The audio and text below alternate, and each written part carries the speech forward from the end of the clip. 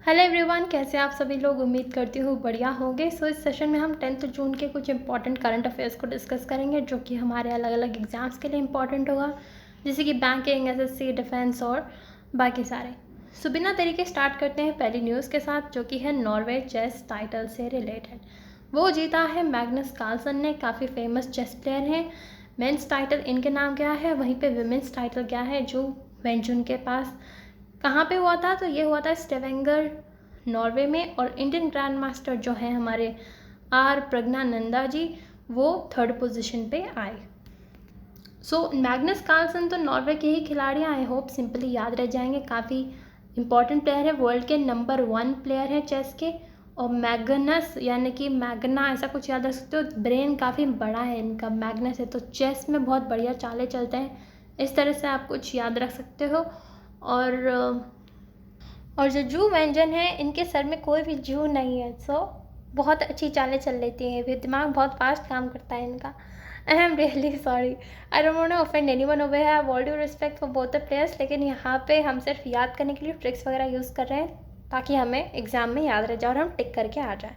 सो जू व्यंजन and Magnus Carlsen, ठीक है, सिंपल था। बढ़ते हैं आगे फ्रेंच ओपन की तरफ। तो ये टेनिस का काफ़ी बड़ा टूर्नामेंट होता है। 4 बेसिकली ग्रैंड स्लैम होते हैं, आपने सुना होगा, Australian open, Wimbledon open, French open, US open. So जो फ्रेंच ओपन हुआ उसमें मेंस का सिंगल का टाइटल जीता कार्लोस अल्काराज ने, जो कि स्पेन के हैं। ये इनकी पहली विक्ट्री है फ्रेंच ओपन में, ठीक है। सो इम्पॉर्टेंट हो जाता है, याद रखना है। वुमेन सिंगल्स का टाइटल गया है इगा स्वेतेक को, जो कि पोलैंड की खिलाड़ी हैं। और कहाँ पे खेला जाता है ये, सो ये खेला जाता है पेरिस के रोलैंड गैरोस में। इसलिए इस वाले ओपन को कई बार इस नाम से भी जानते हैं, रोलैंड गैरोस नाम से, ठीक है। अब मुद्दे की बात तो ये आती है कि भाई हम याद कैसे करें, क्योंकि हमें तो याद रखना है। तो याद करने के लिए तुम क्या करोगे ना, ऐसा कुछ देख लो। फ्रेंच ओपन हुआ है, फ्रांस ओपन हुआ है, उसमें हमें जाना है, किससे जाएंगे, कार लेके ही तो जाएंगे। सो कार लोस, और कार अगर लॉस हो जाएगी तो पेन तो होगा ही, कार लॉस से स्पेन हो जाएगा। और कार जब हम लेंगे तो उस पर स्वास्थ्य तो बनाएंगे ना, तभी तो हमारा जो वो होता है, क्या बोलते हैं, उसकी अच्छे से पूजा वूजा करके तभी तो उसका हम शुभारंभ करते हैं। सो स्वास्तिक तो नहीं है यहाँ पे, लेकिन स्वातिक है, थोड़ा मिलता जुलता नाम है, जो कि पोलैंड की खिलाड़ी है। सो कार ली हमने, उस पर स्वास्तिक बनाया और हम चले फ्रेंच घूमने, ऐसा कुछ याद रख सकते हो। आई नो बहुत सिली था, बट आई होप थोड़ा भी अगर इसमें से याद रह जाए तो एग्ज़ाम में आप फटाफट टिक करके आ पाएंगे, ठीक है। बढ़ते हैं आगे। रामसर स्टेटस दिया गया है 2 बर्ड सेंचुरीज़ को, जो कि बिहार की हैं।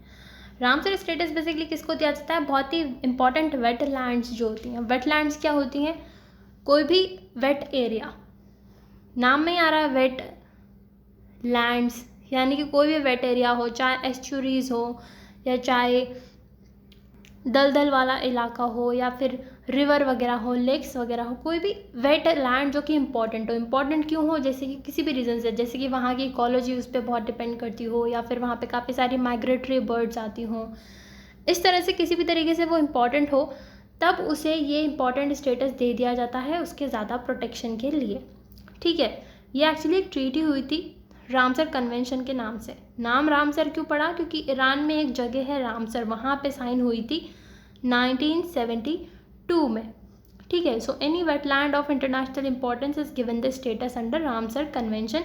उसमें डिसाइड किया गया था भाई कोई सा भी ऐसा इंपॉर्टेंट जगह होगी, वेटलैंड होगी, उसे हम ये वाला स्टेटस देंगे। अभी तक इंडिया में 80 थी रामसर साइट, इन 2 के जुड़ने के बाद 82 हो गई हैं। सो कौन सी 2 जुड़ी हैं, नागी और Nakti bird sanctuary of Bihar, they are now recognized under the Ramsar convention. और दोनों मैन मेड रिजर्वॉयर हैं, ठीक है।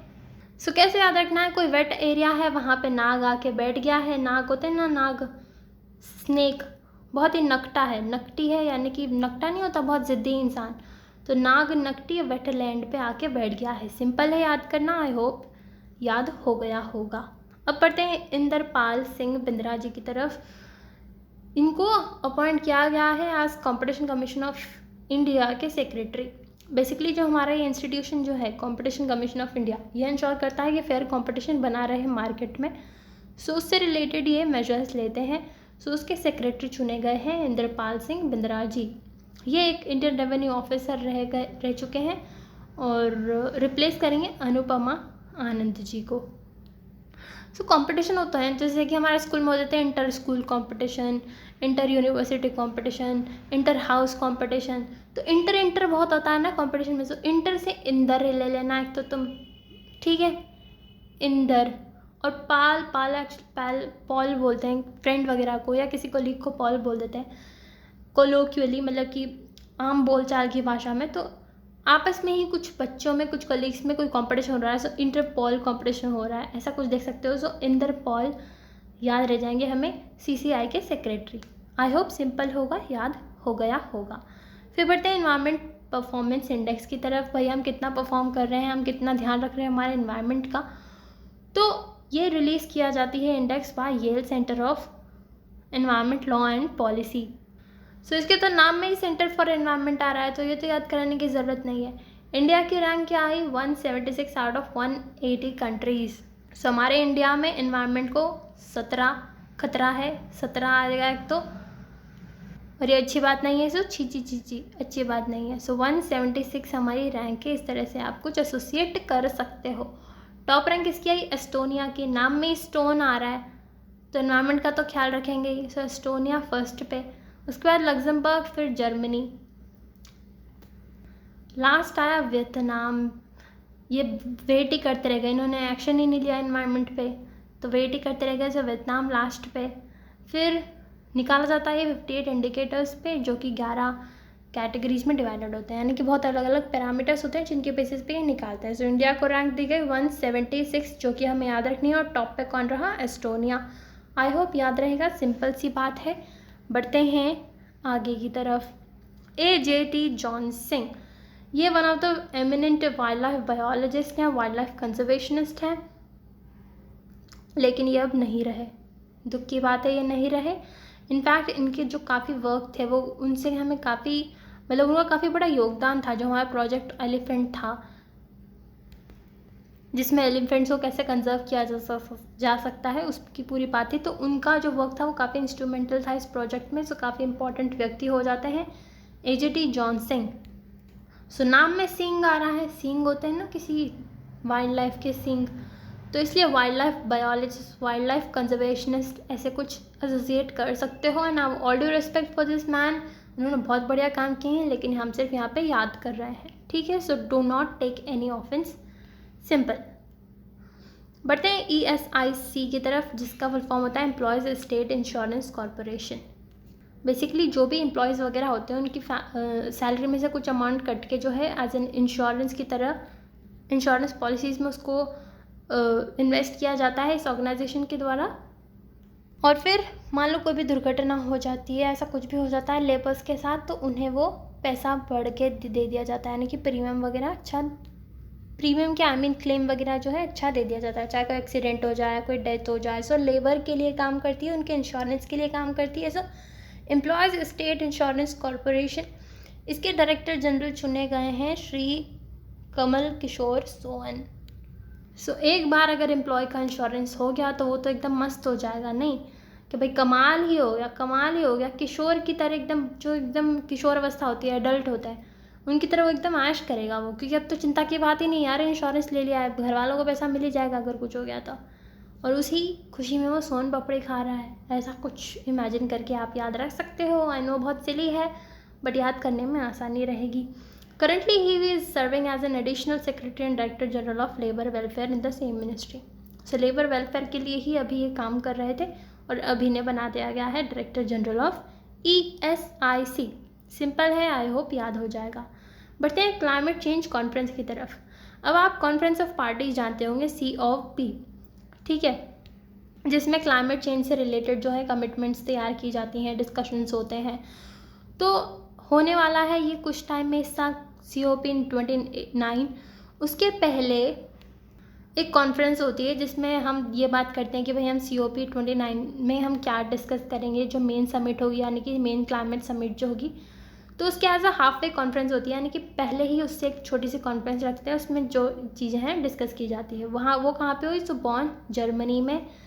और उसमें बोला गया कि भाई जो वर्ल्ड जो है वो काफ़ी जल्दी जल्दी वार्म हो रहा है, for it is headed for 2.7 degree Celsius, जबकि हमारा टारगेट क्या था कि भाई प्री इंडस्ट्रियल लेवल से 1.5 डिग्री सेल्सियस से आगे नहीं बढ़ना चाहिए by the end of this century. So ये तो कहीं मतलब काफ़ी रोड स्टीप बताई जा रही है कि काफ़ी डिफ़िकल्ट है, ये सब बातें हुई यहाँ पे। सो क्लाइमेट चेंज पे ध्यान नहीं देंगे तो क्या हो जाएगा? जर्म्स बॉर्न हो जाएंगे। बॉर्न, इसको बॉर्न पढ़ लेना, BORN, जर्म्स बॉर्न हो जाएंगे। इस तरह से कुछ एसोसिएट कर सकते हो। और COP29 कहाँ होगा? कहाँ पे होगा? अजरबैजान में, बाकू में होगा। ठीक है, सिंपल है। 28 कहाँ हुआ था? दुबई में हुआ था।